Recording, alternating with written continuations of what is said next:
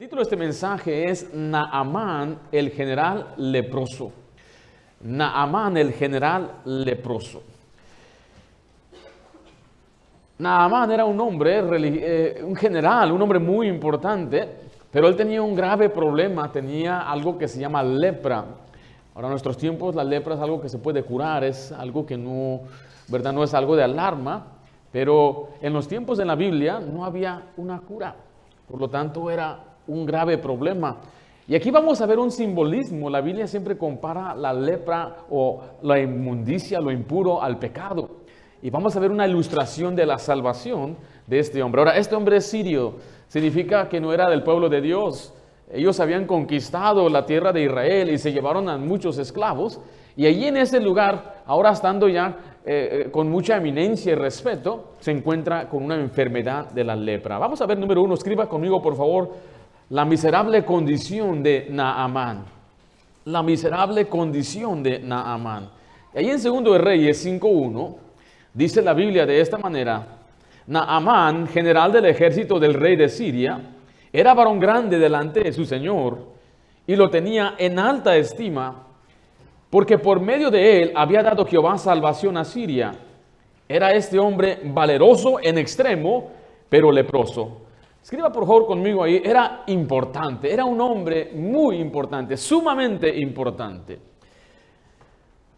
Hay personas en la Biblia que tenían un lugar de eminencia y muy alto, y era este personaje, este hombre es uno de ellos. Note el pasaje que dice una vez más en 2 de Reyes 5:1, dice la Biblia que era un general del ejército del rey de Siria. O sea, tenía un cargo importante, era general, era el comandante general de los ejércitos de Siria. Como se indica este término, era el jefe, el mero mero en el ejército. Note que era varón grande, dice la Biblia también. Era un hombre de alta posición social y era muy destacado. Era de alta estima, dice la Biblia. El rey de Siria lo tenía en alta estima. Era considerado por el monarca una persona muy importante. El mismo rey lo estimaba y lo admiraba. Dice al final que era valeroso en extremo. Un hombre que era valiente, o sea que era un héroe nacional. Un hombre importante. En nuestros tiempos, los militares no son héroes para nosotros. Es más, hay países que se oponen a los ejércitos. Pero en aquellos tiempos, los generales, los guerreros eran héroes. Tal como David, cuando él derrotó a aquel gigante, la gente lo alababa, hasta cantaban de él. Y dice la Biblia que este hombre fue usado por Dios para traer salvación. Leamos una vez más, 2 Reyes 5:1. Dice: Naamán, general del ejército del rey de Siria, era varón grande delante de su señor y lo tenía en alta estima. Note esta frase: porque por medio de él había dado Jehová salvación a Siria. O sea que Dios lo había usado a él para traer salvación a Siria. Ahora, yo no puedo comprobarle lo que le voy a decir en un momentito, pero sí se me hizo muy curioso y se me hizo muy interesante. ¿Ustedes se acuerdan del rey Acab en la Biblia? ¿Sí recuerdan cómo terminó su vida, cómo murió? Ahora, el rey Acab era el rey de los más perversos de Israel. Y él era un hombre manipulado, ¿por quién? Por Jezabel, su esposa. Y ese era un hombre que profanó el templo, hizo unas cosas terribles en el pueblo de Dios. Pero Dios le dio oportunidades una y otra, al punto que llegó al colmo y Dios determinó que iba a morir porque él mató a un hombre llamado Nabot. Y cuando él va a una guerra, a una batalla, él y el otro, eran dos reyes que fueron juntos, Josafat, se cambiaron sus vestiduras. Era un hombre muy astuto, o sea, para que vayan tras de él. Y el rey de Siria dijo: no quiero que peleen con la gente, nada más vayan contra el rey. Pero el rey no estaba ahí. Estaba disfrazado, Acab. Pero dice la Biblia que un hombre del ejército de Siria tomó un arco y una flecha. ¿Y qué hizo? ¿Se acuerdan? Dice que lo aventó a la aventura, sin pensar, nada más, así como cuando un niño levanta una piedra y la avienta y no sabe ni a quién le va a caer. Y eso fue exactamente lo que hizo este hombre que lanzó esa flecha. Y cayó de entre en medio, dice la Biblia, de las coyunturas del armamento, la armadura. O sea que entró por aquí. De alguna manera, no sé si estaba alzando la mano, pero entró por aquí y lo mató. Ahora los historiadores judíos dicen que ese hombre que lanzó esa flecha era Naamán. Yo no se lo puedo comprobar, pero es interesante. La Biblia no nos dice en dónde, cómo fue que Dios trajo salvación a Siria, pero la única vez que yo puedo ver donde Dios o donde una persona fue derrotado, donde Siria derrotó al pueblo de Israel y fue librado, fue cuando mataron a Acab. Quiero que vea conmigo Isaías 10:13. Aquí el profeta Isaías enfrenta al orgullo del rey de Siria. ¿Por qué? Porque este rey se sentía que era poderoso y nadie lo podía detener. Dice Isaías 10:13, porque dijo, con el poder de mi mano lo he hecho, y con mi sabiduría, porque he sido prudente, quité los territorios de los pueblos, saqué sus tesoros, y derribé con valientes a los que estaban sentados. Este es el rey de Siria hablando, pero según segundo Reyes 5, ¿quién trajo salvación a Siria? Es Dios. Dios fue el que le dio salvación, o quien le dio victoria. O sea que es Dios el que enaltece y es Dios el que humilla. En Salmos 75:6 dice la Biblia, porque ni del oriente, ni del occidente, ni del desierto viene el enaltecimiento, mas Dios es el juez. A este humilla y a aquel enaltece. Entonces, si Naamán era importante, ¿era a causa de quién? Era a causa de Dios. Un hombre valeroso, un hombre valiente, un hombre importante, pero tenía un problema. Regresemos a 2 de Reyes 5:1.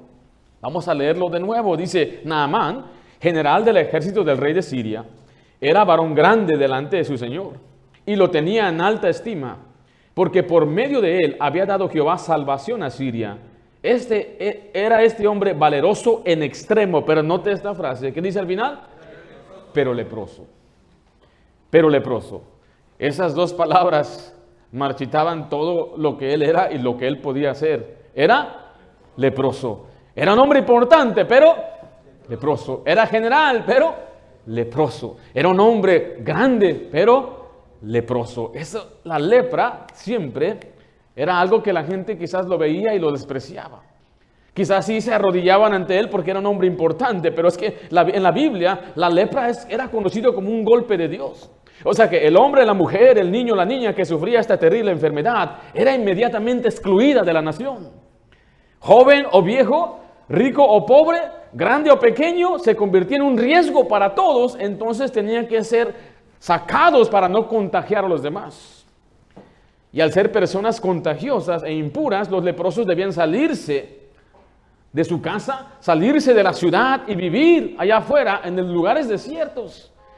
Y note las reglas que Dios le daba en Levítico 13, versículo 45, dice, y el leproso en quien hubiere llaga llevará vestidos rasgados y su cabeza descubierta, y embozado pregonará, ¿cómo? Inmundo, inmundo. Esa palabra embozar significa cubrir su boca o la parte baja de su cara. Entonces él tenía que salir y estar fuera en lugares desiertos. Y cuando una persona se acercaba, él tenía que gritar, ¿qué decía? Inmundo, inmundo, no se acerquen. Es un leproso. Si nos acercamos a él, si lo tocamos su ropa, nos vamos a contagiar. Qué triste era para un padre de familia tener que salir de su hogar y vivir en lugares desiertos y saber que tarde que temprano, ¿qué va a pasar con él? Se va a morir. Si usted sabe lo que es la lepra, empieza como una manchita en la piel y de pronto empieza a crecer y lo que hace es que empieza a destruir y a comerse la carne misma y se empieza a hacerse pedazos y se le empieza a caer y empieza por las manos, por la cara, por el rostro. No sé si usted ha visto imágenes de gente que tiene lepra en esos tiempos, pero es algo horrible y terrible. Pero quizás en Siria no se aplicaba este mismo código estricto de cuarentena, a lo menos no para Naamán, porque era un hombre importante. Quizás Naamán lo escondieron. Lo que ellos hacían en aquel tiempo, tenían unos trapos, y porque la carne empezaba a pudrirse, y empezaban a caerse pedacitos, con trapos como que ellos se podían reforzar y sostener, pero se llenaba de sangre y de pus. Y tenían que volver a reemplazarlos, quitar esos trapos, quitar esa ropa y ponerse otra y una vez más tener que cubrirse. Y lo único que tenían eran esperanzas de que se sanaran, porque en la Biblia claramente dice que los sacerdotes tenían que analizar y ver, pero muchos de ellos morían. Era importante, pero leproso. ¿De qué le sirvió a Naamán ser rico, tener fama, incluso ser religioso cuando era leproso? Y vamos a ver que él era religioso. ¿De qué le sirvió haber ganado victorias, haber dirigido ejércitos, tener un lugar en la corte cuando era leproso? ¿De qué sirve que la gente se incline ante él mientras la gente sale envolviéndolo diciendo, mira nada más, es leproso? Yo prefiero ser un pobre, decía la gente, que ser un rico y leproso. Y la lepra crecía y se extendía. Y esa es la misma miserable condición del creyente o del pecador. La de él era una enfermedad física, pero la del pecador es una enfermedad del alma. Y todo comienza también de manera pequeña. Un pecado aquí, un besito aquí, una palabrota por acá, un chiste sucio, una película, una página de internet, un trago. Y así es como el pecado empieza a crecer y a crecer. Y quizás nadie lo sabe, porque quizás había tiempos cuando él empezó a ocultar esto. ¿Se puede usted imaginar cuando se dio cuenta que había una mancha en su mano y no dijo nada? Se lavaba las manos y no ahí seguía. Pasaban días, semanas y como que iba creciendo. Pero llegó un punto donde no podía ya ocultar su lepra. Y así es el pecado. Podemos nosotros ocultar el pecado. Y podemos vivir en pecado, pero tarde que temprano el pecado va a ser descubierto. Nadie lo sabía, salvo él y quizás sus amigos más cercanos. Pero ¿qué pasa con la lepra? Se extiende. ¿Y qué pasa con el pecado? Crece.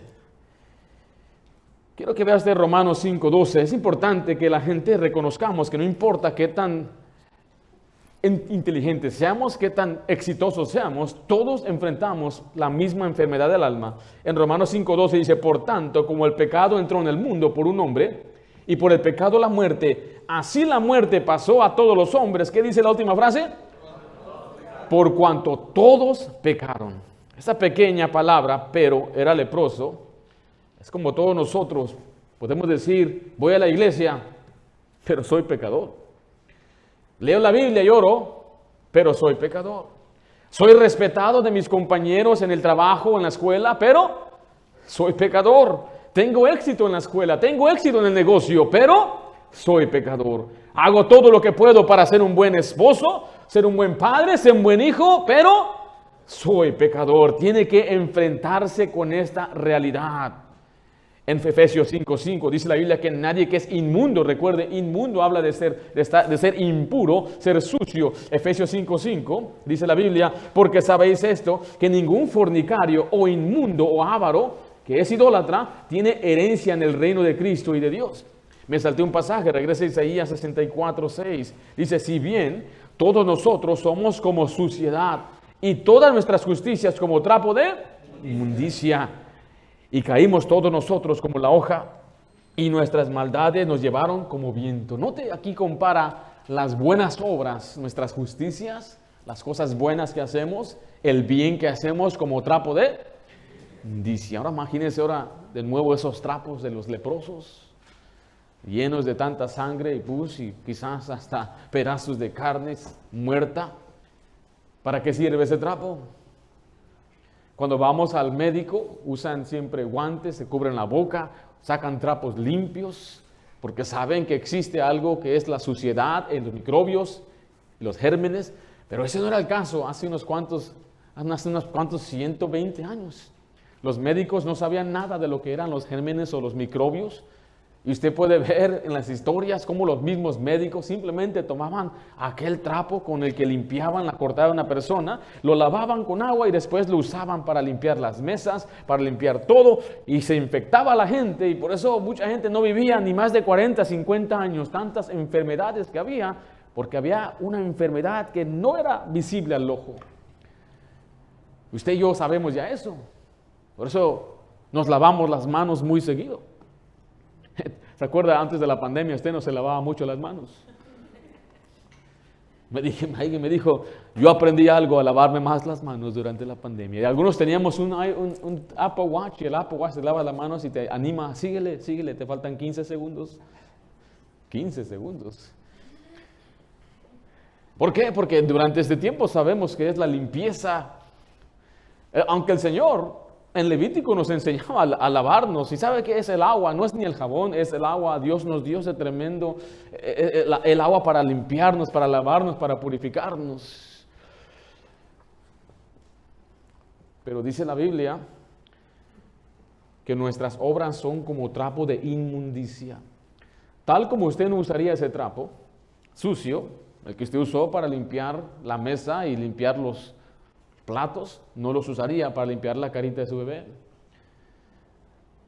Y usted y yo tomaríamos ese trapo y lo botamos en la basura. De nada me sirve ya. Está sucio, está contaminado. ¿Cuánto más nuestro Dios Santo tomaría entonces nuestras justicias, nuestras obras? Y dice, son trapos de... O sea, tiene que reconocer una cosa. Dios no se impresiona con nuestras obras. Dios no viene y dice, mira nada más qué tan bueno es, qué tan buena gente es. No, a los ojos de Dios, ¿hay alguien que es bueno? No. Mire lo que dice, por favor, Apocalipsis 21:8, pero los cobardes e incrédulos, los abominables, homicidas, los fornicarios y hechiceros, los idólatras y todos los mentirosos tendrán su parte en el lago que arde con fuego y azufre, que es la muerte segunda. Cuando usted reconoce lo que usted es delante de Dios, esto produce en usted una convicción. Lo que los predicadores antiguos solían llamar convicción de pecado. En Mateo 9:12 al 13, Jesucristo dice que este es el primer paso para poder ser salvo. Al oír esto, Jesús les dijo, los sanos no tienen necesidad de médico, sino ¿quién? Los enfermos. Id pues y aprended lo que significa misericordia quiero y no sacrificio, porque no he venido a llamar a justos, sino ¿a quién? A pecadores, al arrepentimiento. Note que aquí compara el pecado con lo que es una enfermedad. Una persona que dice, yo estoy bien, me siento bien, ¿va al médico? No. ¿Cuándo es varón cuando usted va al médico? Cuando ya no aguanta, cuando ya se desmaya. Pero mire, es algo sabio ir seguido, hacerse unos exámenes de prueba, porque aunque no nos sintamos mal, algo puede estar mal. Pero la realidad es que si usted dice, yo estoy bien, yo estoy sano, no tengo necesidad de ir al médico. Y es lo mismo, si una persona dice, yo no soy malo, yo no hago cosas malas, yo soy bueno, entonces no tiene necesidad de que alguien le salve de su pecado.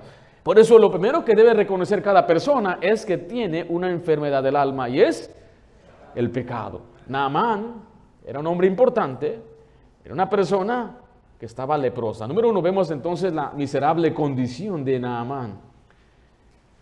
Era un hombre leproso. Pero número 2, vamos a ver las concepciones, errores de Naamán. Había algunos errores que él creía para poder salvarse, limpiarse. Y esos errores casi le impiden salvarse. Y en cierto modo, estos errores fueron más mortales que su misma enfermedad. Ahora quiero que veamos el contexto. Ahí en 2 de Reyes 5:2 dice de esta manera, y de Siria habían salido bandas armadas y habían llevado cautiva de la tierra de Israel a una muchacha, la cual servía a la mujer de Naamán. Esta dijo a su señora, si rogase mi señor al profeta que está en Samaria, él lo sanaría de su lepra. Note que aquí había en la casa de Naamán una muchacha, era una esclava, no se nos da la edad. Quizás era una jovencita, 12, 13, 15 años. Pero ahora ella era una sirvienta. Y ella servía a la esposa de Naamán. Y se dio cuenta, Naamán tiene lepra. Y no hay esperanza para que los médicos le ayuden. Él necesita un milagro. Observa el corazón de esta muchacha, cómo se destaca. Siendo sierva, le importó la vida del que la raptó. Si vemos cómo esta muchacha, sabiendo que ella fue raptada de su hogar, ¿qué diría usted? No, pues que se muera. ¿Cómo es posible? Me sacó de allá de mi casa, me quitó de mi hogar, pero ella era una muchacha que estaba dispuesta a perdonar. En segundo lugar, era una muchacha de fe. Si ve que ella dijo, allá donde yo soy hay un profeta. ¿Y qué dijo que el profeta va a hacer? Él lo va a sanar de su lepra. ¿Alguna vez en nuestra Biblia hemos visto que alguien sanara de lepra aparte de Jesús? No. ¿Cómo tenía fe esta muchacha de que un profeta podría sanar de lepra cuando ella nunca había visto esto? ¿Eso se llama? Se llama fe. Ahora volvamos entonces aquí a las ideas falsas de Naamán. No pasó mucho tiempo antes que que Naamán escuchara de lo que estaba diciendo esta muchacha.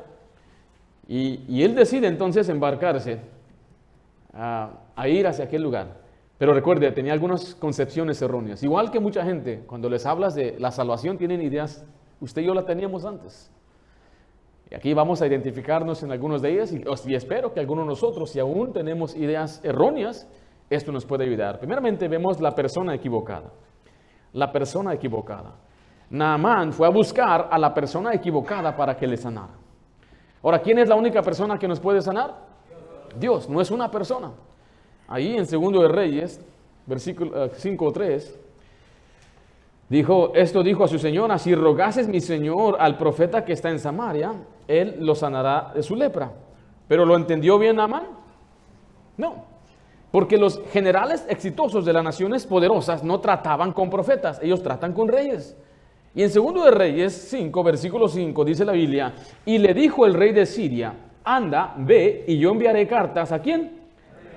No al profeta, ¿verdad? Al rey de Israel. Salió pues él llevando consigo 10 talentos de plata y 6,000 piezas de oro y 10 mudas de vestidos. Tomó también cartas ¿para quién? No para el profeta, ¿verdad? Para el rey de Israel, que decían: cuando llegue a ti estas cartas, sabe por ellas que yo envío a ti a mi siervo Naamán para que lo sanes de su lepra. ¿A quién lo enviaron? Al rey. ¿Para qué? Y el 7, luego que el rey de Israel leyó las cartas, rasgó sus vestidos y dijo: ¿soy yo quién? Dios. Note que aún el rey reconoce que él no puede sanar. ¿Soy yo Dios que mate y dé vida? Para que éste envíe a mí a que sane un hombre de su lepra. Considerad ahora y ved cómo busca ocasión contra mí. Esa expresión de rasgar sus vestidos es mostrar una gran decepción, es mostrar una angustia, es una desesperación.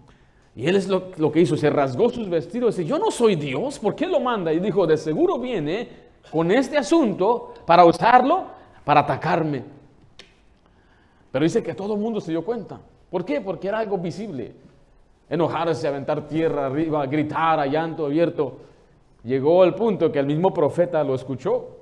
En 2 de Reyes 5:8 dice: cuando Eliseo, el varón de Dios, oyó que el rey de Israel había rasgado sus vestidos, envió a decir al rey: ¿por qué has rasgado tus vestidos? Venga ahora a mí y sabrá que hay profeta en Israel. Eso está tremenda esa expresión. Y vino Naamán con sus caballos y con su carro y se paró a las puertas de la casa de Eliseo. ¿Cuál fue el primer error de Naamán?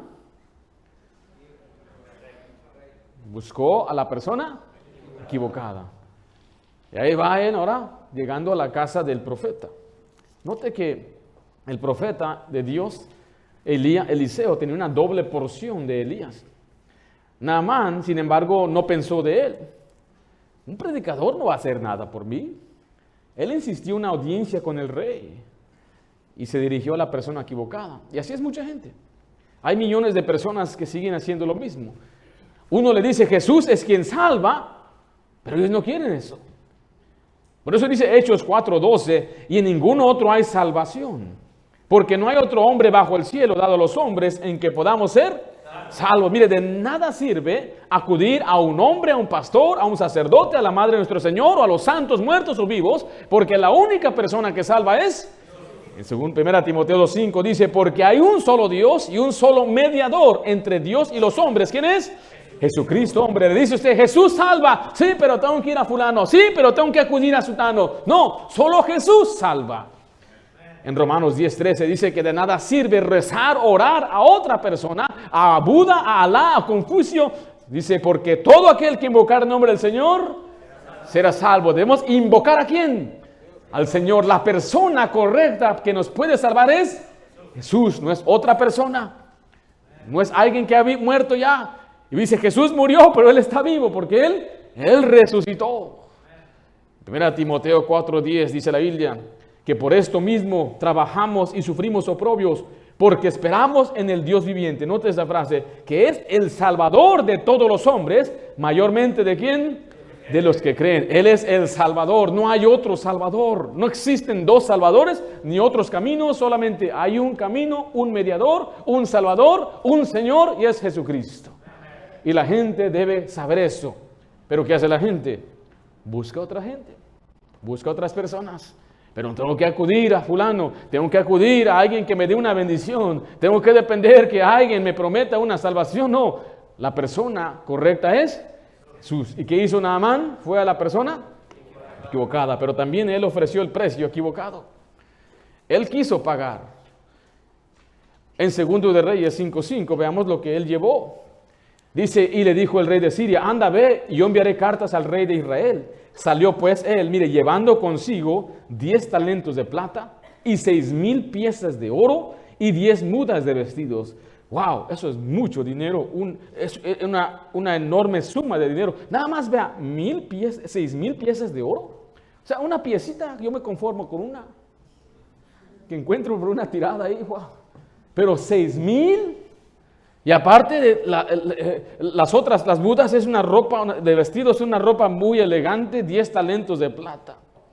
Cuando finalmente emprendió su viaje, note que llevó consigo mucho dinero, porque no había nada que le iba a detener, cualquiera que sea el costo.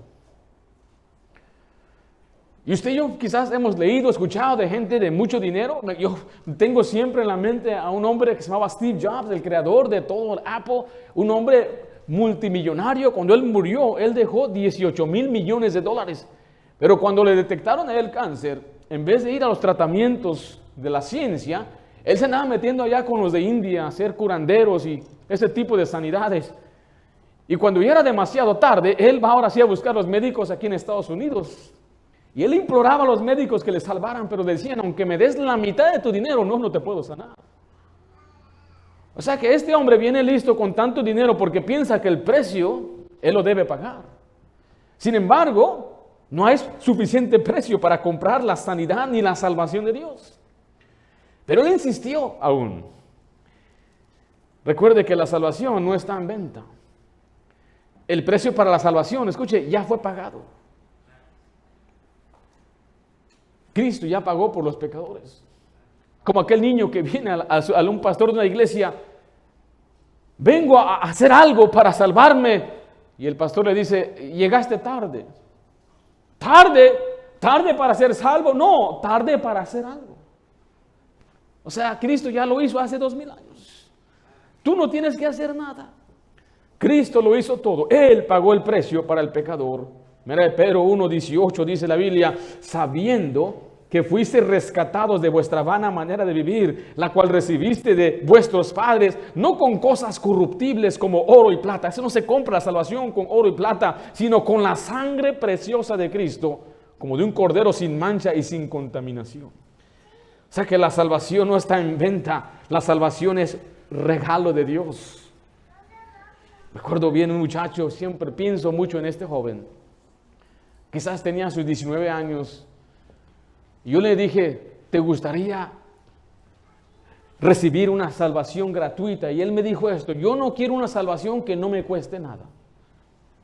Yo trataba de explicarle, es que no puedes ganarte la salvación. No puedes tú portarte bien ni comprarla.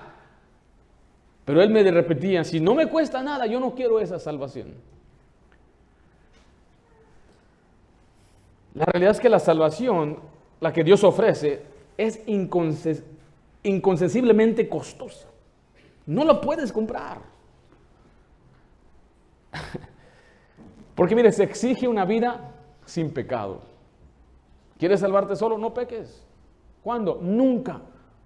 Ni una sola vez. Entendamos bien, esta es la medida de Dios. Porque si pecamos una vez, ¿somos culpables? De todos. Y la gente dice, bueno, con que no sea tan malo. No, es que te equivocas. Con una ya no puedes ganarte la salvación. ¿Y cuántas hemos pecado? Nada más hoy. Se exige una justicia perfecta. No solamente no quebrantar los mandamientos, pero hacer lo correcto siempre. Porque hay pecados de omisión y hay pecados de comisión. Se exige cumplir la ley al pie de la letra. Pero solamente una persona lo hizo. ¿Quién es? Jesús. En Ezequiel dice, busqué a un hombre que llenara este vallado. Dice, y no lo hallé. Porque no hay. Dios mismo sabía que nunca habrá uno ni otro, solamente Él tenía que hacerlo. Él por eso tuvo que dejar su trono, encarnarse, y es llamado el postrer Adán. El primer Adán vino y trajo el pecado, pero el postrer Adán vino y trajo vida eterna. Solo Jesús puede salvar y no hay precio. En Romanos 6:23 dice, porque la paga del pecado es muerte, mas la dádiva de Dios es vida eterna en Cristo Jesús, Señor nuestro. ¿Qué es una dádiva? Ahora usted y yo usamos la palabra, te voy a dar un regalo, casi no usamos la palabra don, ni mucho menos la palabra dádiva, pero hay una diferencia. El español tiene sus explicaciones de por qué se usa la palabra dádiva. Yo le diría a los que están aquí, si yo saco un billete, a ver si lo tengo. Así que se despertaban, algunos estaban ahí como, si yo sacara este billete, ¿quién lo quiere? En este grupo nadie, ok. En este grupo, ¿quién lo quiere? Nadie quisiera un billete de 20. ¿Tú lo quieres? Gracias por ser honesto. Yo también lo quiero. Si yo te doy este 20, es un regalo. ¿Lo necesitas? Sin este billete, ¿te mueres? No. Pero te lo puedo dar. ¿Lo puedes usar? Sí. ¿Para qué? Una comida, Jack in the Crack, ¿verdad? McDonald's. ¿Para qué más? Muchas cosas. Pero si no te lo doy, te mueres. No te mueres. La diferencia entre un regalo y una dádiva es si viene una persona de la calle que no ha comido por 2 semanas, está cansado, no encuentra trabajo, y yo le doy estos 20, y estos 20 salvan su vida. Le dan comida, le da algo que tomar. Esa es la diferencia de un don, un regalo, y una dádiva. La dádiva es, mira, te lo doy, y con este billete te salva. No lo quieres. Y es tuyo. Tú te salvaste porque ahora ese billete te compra la comida que tú tanto necesitas, porque sin ella te mueres. ¿Sí comprendemos entonces que el regalo de Dios es algo que necesitamos desesperadamente? Y es algo que ya ha sido pagado. Dice que la dádiva de Dios es vida eterna en Cristo Jesús. El error de él es que él pensaba que había un precio que él podía pagar por su salvación. Enseguida vemos el procedimiento equivocado. El procedimiento equivocado. ¿Qué tan equivocado estaba Naamán, verdad? En 2 de Reyes 5:10 dice la Biblia, entonces Eliseo le envió un mensajero diciendo, ve y lávate 7 veces en el Jordán, y tu carne te restaurará y serás limpio. Y Naamán se fue enojado. Va a ver que este hombre se enoja mucho, diciendo, he aquí, yo decía para mí, o sea, él se estaba imaginando, saldrá él luego, y estando en pie invocará el nombre de Jehová su Dios, y alzará su mano, y tocará el lugar, y sanará la lepra. Él ya lo tenía todo figurado. Llega ahí la carreta, ya llegamos, y ni siquiera sale Eliseo. Manda a un siervo, quizás a un jovencito. ¿Y tú quién eres? Yo soy el siervo de Eliseo. ¿Y dónde está él? Él no va a salir. Él dijo que vayas al Jordán y te laves 7 veces. Se enojó. Él se imaginaba que iba a salir el Señor, el profeta iba a alzar la mano, dijo, y tocarle, en el nombre de Jehová, ¡pum!, sánate. Quería un show, quería un circo, porque lo tenía todo calculado. Sabía exactamente cuál era el procedimiento correcto para curarse de lepra, aunque nunca lo había visto, pero era experto. Y así muchos de nosotros somos expertos en nuestra propia salvación. Yo sé lo que tengo que hacer. Yo sé lo que el Señor espera de mí. Y le explicamos esto y esto. Pero la gente a veces dice, no, yo voy a hacer esto, tengo que hacer aquello. E ignoramos lo que dice la Biblia. Las cosas deben ser a la manera de Naamán, o se va enojado. Y en la mente de Naamán no podía haber otro tipo de salvación sin una ceremonia. Para su asombro, recuerde, ni siquiera salió el profeta, le dijo, zambúllete, métete en un Jordán, en un lago o un río lleno de tanto lodo y sucio. Y la verdad es que el camino de salvación de Dios de ninguna manera ministra al orgullo humano. ¿Cuántos millones de personas son como Naamán, que no les gusta el proceso bíblico para ser salvos? Tienen que hacer algo, tienen que ir a algún lugar, tiene que haber una ceremonia, tiene que haber algo que coman, tiene que haber alguien que les haga una cruz, o tiene que haber un cetro, tiene que haber algo siempre, tienen que ir a un lugar. Pero la salvación es como Dios quiere.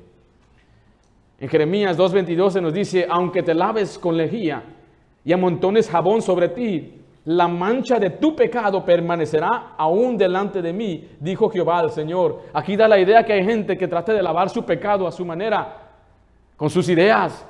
Pero dice la Biblia que es solamente por la sangre de Cristo que una persona se puede lavar de su pecado. En Apocalipsis 1:5 dice: y de Jesucristo, el testigo fiel, el primogénito de los muertos y el soberano de los reyes de la tierra. Note, al que nos amó y nos lavó de nuestros pecados, ¿con qué? Con su sangre. Podemos tomarla o dejarla, pero así son las cosas. Es solamente por el medio de Jesús. Si no quiere venir al medio de Jesús, no hay otro medio. No es como aquella persona que me decía que cada religión va al final a un mismo lugar. Te equivocas. Dice la Biblia que hay solamente un procedimiento: creer en Jesús y serás salvo. Tenemos que cambiar nuestros conceptos erróneos y ver lo que dice la Biblia. Pero es que así me lo inculcaron. No importa, tenemos que hacer lo que dice la Biblia. Este hombre quería un procedimiento equivocado, pero también el lugar equivocado. Segundo de Reyes 5:12, vemos a dónde lo enviaron. ¿A dónde lo enviaron? Al Jordán. Pero note lo que él dijo: Habana y Farfar, ríos de Damasco, ¿no son mejores que todas las aguas de Israel? Si me lavare en ellos, ¿no seré también limpio? Y se volvió y se fue, enojado otra vez. ¿A dónde lo enviaron? Al Jordán. Y dijo: ese río lodoso. Desperdició el lugar donde él podía ser sanado. Y la verdad es que muchas multitudes hoy tienen la misma idea. Hay un lugar especial, dicen ellos, razonan para poder purificarnos. Hay que ir a la Meca, dicen algunos. Vamos a ir a Roma. Vamos a ir a la Tierra Santa. Sin embargo, hay solo un lugar donde un pecador puede encontrarse para lavarse de sus pecados. ¿Y dónde es ese lugar? En la cruz de Cristo, el Calvario. El Calvario es el lugar donde Cristo pagó por nuestros pecados. La salvación de la cruz suena ridícula para mucha gente. ¿A poco nada más por creer en Jesús? Mire lo que dice 1 Corintios 1:18. Porque la palabra de la cruz es, ¿qué dice ahí? Locura a los que se pierden. Pablo está diciendo, cuando se predica la muerte en la cruz y la salvación por la obra de Cristo, es locura. ¿Para quiénes? Para los que se pierden. Pero a los que se salvan, esto es a nosotros, ¿qué es? Es poder de Dios. Pablo habla mucho de la cruz en Gálatas. Pablo habla de la cruz en Filipenses. Habla de aquellos que son enemigos de la cruz. Dice la Biblia que nos gloriamos en la cruz de Cristo. ¿Por qué? Porque fue en la cruz, en el madero, donde Cristo llevó el pecado de todos nosotros. Mira, Pedro 2:24 dice: quien llevó él mismo nuestros pecados, ¿en qué dice ahí? En su cuerpo sobre el madero, para que nosotros, estando muertos a los pecados, vivamos a la justicia, y por cuya herida fuisteis sanados. Note que una vez usa la palabra sanar, purificar, limpiar, pero aquí, ¿dónde lleva la sanidad? ¿Dónde se lleva a cabo? En un madero. ¿Y qué es un madero? Una tabla. ¿De qué está hecha la cruz? A veces la gente dice: no fue una cruz, es que fue una estaca. Y citan este pasaje para hablar de un madero. En otro pasaje dice que es un árbol. La respuesta es una cruz. ¿La cruz de qué fue cortada? Un árbol. ¿De qué está hecha? De madera. Entonces no está mal, está bien. Simplemente ver todo el contexto.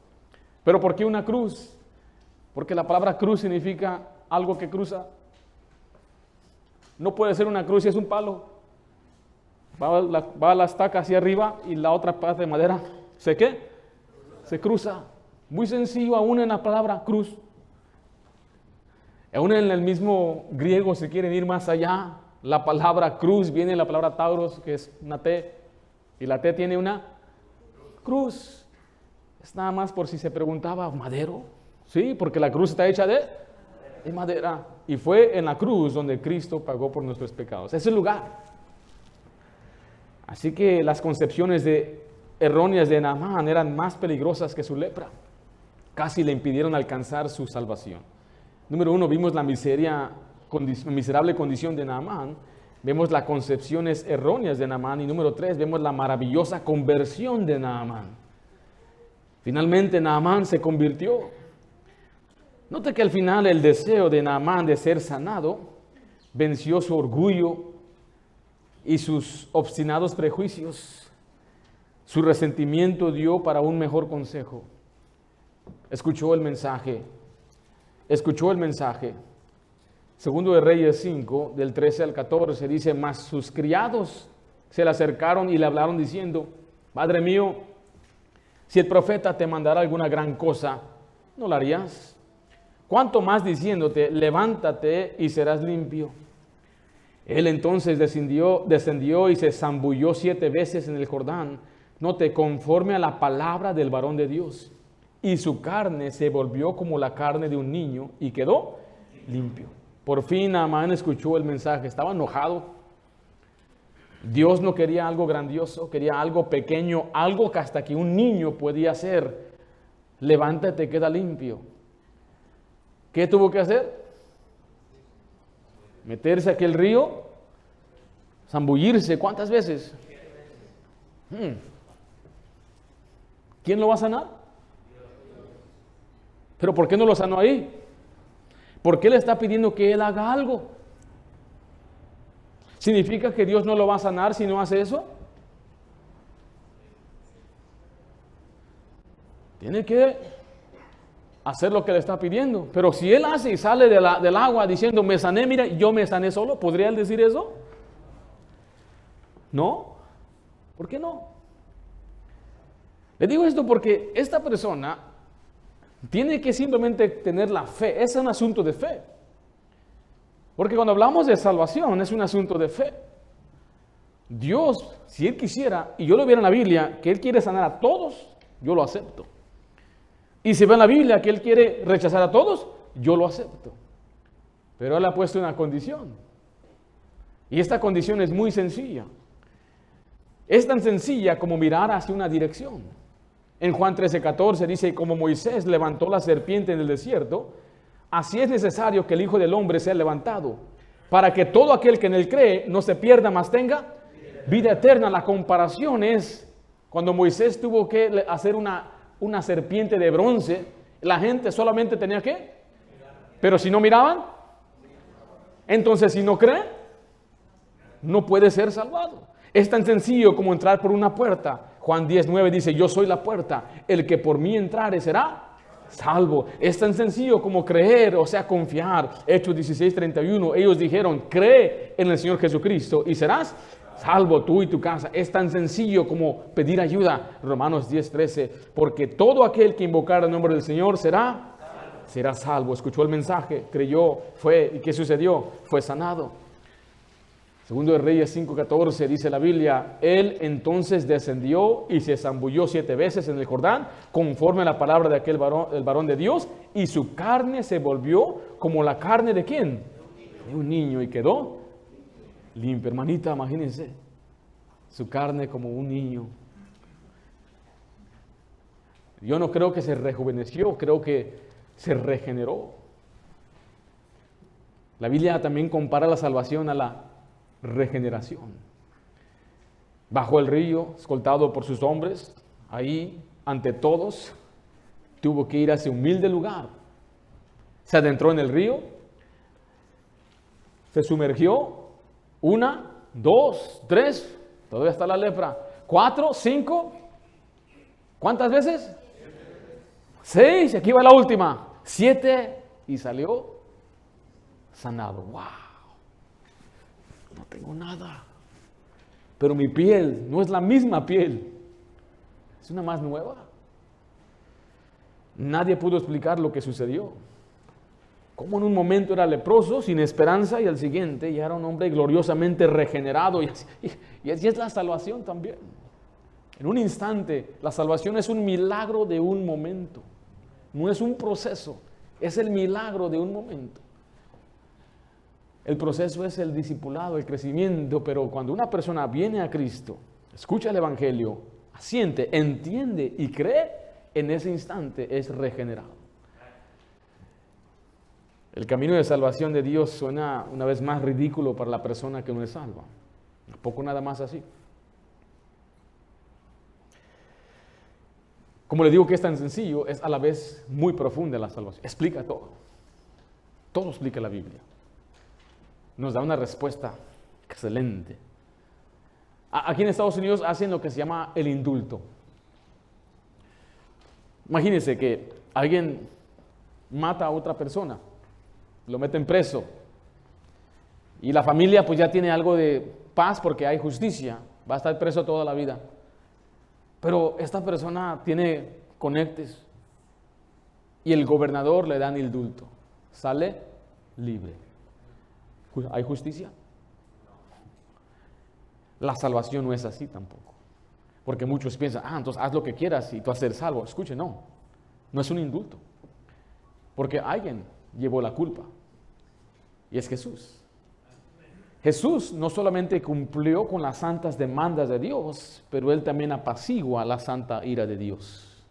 Eso se llama propiciación. Pero note que qué tan sencillo se lo estoy explicando, porque debe ser tan sencillo que hasta un niño lo pueda percibir y entender. Yo he dicho muchas veces, porque gente me dice, yo no entiendo cómo es así de fácil. Es que es fácil para ti y para mí, pero no para Él. Así nada más. Es que no es así nada más. Yo tampoco comprendo cómo una vaca café come pasto verde y da leche blanca. De la misma manera yo no comprendo cómo Dios puede tomar mi alma negra, sumergirla en sangre roja y sacarla blanca como la nieve.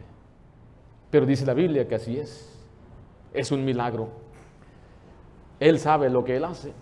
Por eso nos gloriamos en el Evangelio. Romanos 1:16 dice, porque no me avergüenzo del Evangelio, porque es poder de Dios para salvación. La Biblia habla de la salvación que viene por el Evangelio de vuestra salvación. A todo aquel que cree. Al judío primeramente y también al griego se refiere a todos igual. ¿Y qué hizo este varón después de que fue sanado? Honró a su siervo. Honró al Señor. Honró al Señor. Segundo Reyes 5:15 dice, y volvió el varón de Dios, él y toda su compañía, y se puso delante de él y dijo, he aquí ahora conozco que no hay Dios en toda la tierra, sino en Israel. Te ruego que recibas algún presente de tu siervo. Mas él dijo, vive Jehová, en cuya presencia estoy, que no lo aceptaré. Y le instaba que aceptara alguna cosa, pero él no quiso. Naamán regresó a Eliseo para darle las gracias. Y usted y yo debemos agradecer a Dios por nuestra salvación. ¿Cuándo? Todos los días. Le dio gracias a Dios hoy por su salvación. Meditó en su salvación, en la gravedad de la condenación en la cual se encontraba antes de venir a Cristo. No solamente en que Dios le ha salvado, pero muchos de nosotros hemos sido grandemente y gloriosamente transformados. No somos lo que éramos antes. Quizás no somos lo que debemos ser, pero no somos lo que éramos antes. ¿Qué era usted antes? No estoy diciendo que llegamos a un estado de perfección, pero sí ve cómo el Señor, cuando caminamos con Él, cuando nos acercamos a Él, cómo nos sigue transformando. Le ha dado gracias a Dios por eso. Luego se fue a su casa a difundir la noticia de su salvación. Quiero que vea lo que él hizo en 2 de Reyes 5:17. Entonces Naamán dijo, te ruego pues, de esta tierra no se dará a tu siervo la carga de un par de mulas, porque de aquí en adelante tu siervo, note, no sacrificará holocausto ni ofrecerá sacrificio a quienes, a otros dioses, sino a quién, sino a Jehová. Vemos que este hombre dijo, desde aquí ya no voy a hacer sacrificios a los ídolos. Y lo que él está haciendo aquí, dando también un testimonio público, porque si ve el siguiente versículo, dice que él le va a decir al rey. Y eso es también lo que un creyente debe hacer, es honrar a Dios con su obediencia, pero también dejarle saber a otra persona que corra la voz de lo que Cristo ha hecho por nosotros. Pedro 2:9 dice, mas vosotros sois linaje escogido, real sacerdocio, nación santa, pueblo adquirido por Dios, para que anunciéis las virtudes de aquel que os llamó de las tinieblas, ¿a qué? A su luz admirable, para que anunciemos, que otra persona sepa y conozca. Tremendo testimonio de la vida de Naamán. Vimos la miserable condición de Naamán. Era importante, pero leproso. Vimos en segundo lugar las concepciones erróneas de Naamán. Él pensaba que se iba a sanar o salvar a la persona equivocada. Tenía el precio equivocado, el procedimiento equivocado y el lugar equivocado. Pero bueno, escuchó el mensaje, fue sanado y honró al Señor. Vamos a orar. Padre Santo, damos gracias por esta enseñanza y esta ilustración que podemos ver de la salvación y la sanidad del alma. Yo ruego, Señor, que si hay una persona que está escuchando este mensaje, que ellos puedan venir al conocimiento y acepten, Padre, que su condición de pecador le impide, es algo imposible poder salvarse por sí mismo, necesita que alguien le salve y que reconozca que Jesús es el único Salvador. Gracias, Padre, por salvarnos. Ahora, Señor, en agradecimiento te amamos, te servimos y vivimos una vida que te agrada a ti. Padre, que nunca olvidemos lo que tú has hecho por nosotros y que cada vez más en agradecimiento nos entreguemos y nos consagremos más para tu obra, tu servicio y en nuestra comunión contigo. Te lo pido en nombre de Cristo Jesús. Amén.